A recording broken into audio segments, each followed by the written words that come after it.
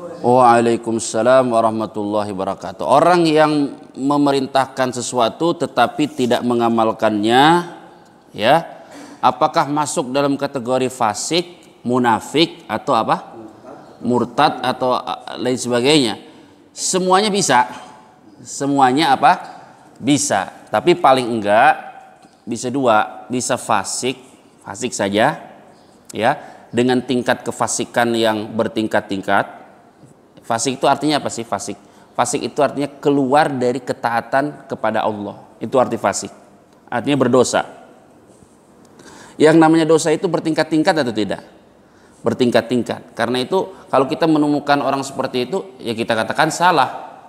Tapi salahnya pun bertingkat-tingkat. Artinya tidak sama. Misalnya seperti ini. Orang yang memerintahkan perkara yang wajib, ya, misalnya dia nyuruh sholat, kita sholat 5 waktu, tapi dianya nggak sholat, dosa nggak itu? Dosa. Tapi beda dengan orang yang menganjurkan puasa sunnah, tapi dia sendiri nggak apa? Puasa. Ya, sama-sama dia memerintahkan sesuatu yang tidak dia apa? Amalkan, kerjakan. Tapi sama nggak kesalahannya? Tidak. Ya, paling tidak kita bisa mengatakan bahwa seseorang itu betul-betul fasik bukan dalam perkara-perkara yang sunnahnya, tapi perkara-perkara yang apa? Wajib. Dia memerintahkan perkara yang wajib tetapi dia tidak amalkan. Dia memerintahkan orang untuk sholat 5 waktu, dia sendiri nggak sholat. Dia perintahkan orang untuk apa namanya? Untuk berbaik kepada anak istrinya, dia sendiri tidak baik kepada apa? Anak istrinya. Nah, itu paling tidak kita katakan dia fasik. Tapi apakah keluar dari agama? Enggak keluar dari agama. Ya, enggak keluar dari apa? Agama. Kapan keluar dari agama? Kalau dia betul-betul munafik. Kalau dia betul-betul apa? Munafik. Munafik itu bagaimana yang keluar dari agama? Tidak semua orang munafik keluar dari agama. Ya. Apalagi mohon maaf ya, munafik dalam bahasa Indonesia itu beda sama bahasa Arab. Munafik dalam bahasa Indonesia artinya apa? Mau tapi malu-malu. Iya enggak? Iya kan? Mau tapi malu-malu. Oh, ulama munafik kata orang.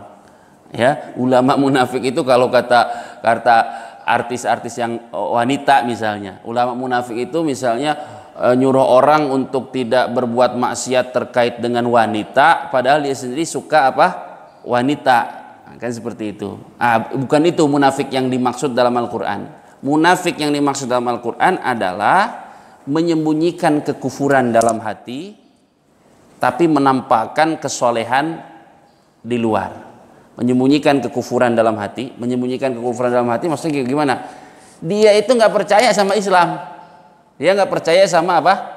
Islam. Bahkan dalam dirinya dia punya kebencian terhadap ajaran apa? Islam. Ya, tapi di luar dia seolah-olah orang ahli agama. Ya.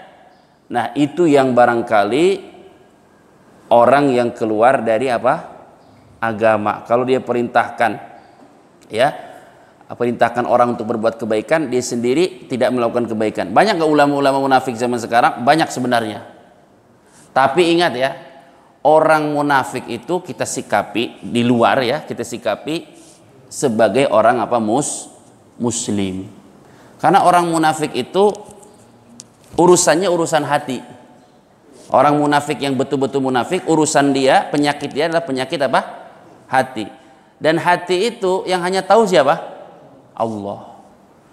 Jadi kalau ada orang munafik, orang Islam munafik, cirinya apa sih? Dia Muslim tapi benci kepada ajaran apa? Islam. Itu di antara indikatornya dia munafik. Indikator. Orang nggak suka orang pakai jilbab, pakai kerudung. Orang nggak suka orang pergi ke masjid, ya macam-macam lah. Orang nggak suka orang hafal Quran, apalah macam-macam. Nah, itu indikator dia munafik. Tapi dalam pergaulan kita nggak bisa asal-asalan kemudian menuduh orang itu kamu munafik, kamu keluar dari apa? Islam. Enggak. Tapi kalau kita menjumpai orang seperti itu, kita waspada. Kita apa? Waspada. Kalau bisa kita punya kekuasaan, orang seperti itu jangan ditaruh di posisi yang strategis. Yaitu jangan ditaruh di posisi yang strategis. Orang munafik itu biasanya kita bisa lihat dari ucapan-ucapannya. Ucapan-ucapannya. Ada kata-kata yang terselip yang kita pahami, oh dia kok kepada Islam seperti itu ya. Nah, dia kok benci kepada Islam. Nah, itu indikatornya. Kalau indikator itu ada, maka mungkin dalam hati kita bisa katakan ini jangan-jangan orang munafik.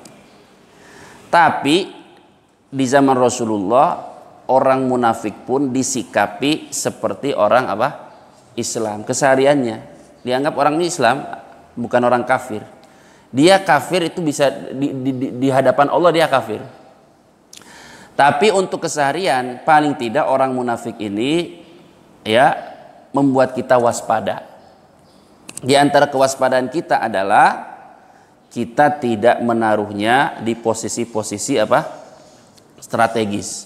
Misalnya kita tahu di masyarakat ini ada orang benci sama Islam, gak suka sama Islam. Ya jangan kita jadiin dia DKM misalnya. Ya, jangan dia jadikan apa? DKM misalnya. Udah tahu dia nggak suka sama Islam. Ya, nggak suka apalah kegiatan-kegiatan Islam yang betul-betul apa jelas-jelas itu kegiatan Islam. Nggak suka sama pengajian, nggak suka dengan kajian misalnya Al-Quran, tahsin Al-Quran dan lain sebagainya. Ya, jangan ditaruh sebagai ditaruh di posisi yang strategis. Nah, orang yang seperti itu, yang munafik ini, boleh jadilah itu yang jika dia memerintahkan sesuatu dan dia tidak amalkan, boleh jadi dia yang kita katakan keluar dari agama, tapi di hadapan Allah, bukan di hadapan apa? Kita. Di hadapan kita perlakukan dia sebagai muslim. Terus untuk apa kita tahu dia ada indikator-indikator kemunafikan pada dirinya? Ya, manfaatnya adalah agar kita menjadi waspada terhadap dirinya. Paling enggak orang seperti itu tidak ditaruh di posisi-posisi yang apa? Strategis. Ya, bahaya. Ini yang pertama. Yang kedua yang juga harus diperhatikan adalah jangan sampai ayat tadi ya ayyuhalladzina amanu lima taquluna ma la taf'alun kabura maqtan indallah an taqulu ma la taf'alun. Kan seperti itu. Jangan sampai ayat tadi menjadi penghalang bagi kita untuk memerintahkan orang melakukan kebaikan walaupun kita belum mampu melakukannya. Paham ya? Ya, ini juga harus diperhatikan nih. Jadi jangan sampai ayat itu menjadi penghalang bagi kita untuk tetap memerintahkan kebaikan walaupun kita belum bisa apa? Melakukannya. Selama kita mengakui kelemahan kita, ya, tapi kita tahu bahwa suatu amalan itu baik, tetap kita perintahkan, walaupun kita sendiri belum bisa apa? Melakukannya. Karena kalau kita tidak memerintahkan orang, kecuali kita sudah melakukannya, kata Imam Hasan Al-Basri, kata dia, mungkin tidak ada orang yang mengajak kepada kebaikan. Ya, kenapa? Tidak ada orang yang sempurna. Ada nggak orang yang sempurna? Nggak ada. Ada nggak orang yang melakukan semua kebaikan? Ada nggak? Nggak ada. Sehebat apapun dia tidak mampu melakukan seluruh apa? Kebaikan. Karena itu tetap kita perintahkan orang untuk melakukan kebaikan, walaupun kita mengakui dengan kelemahan diri kita belum bisa apa? Melakukannya.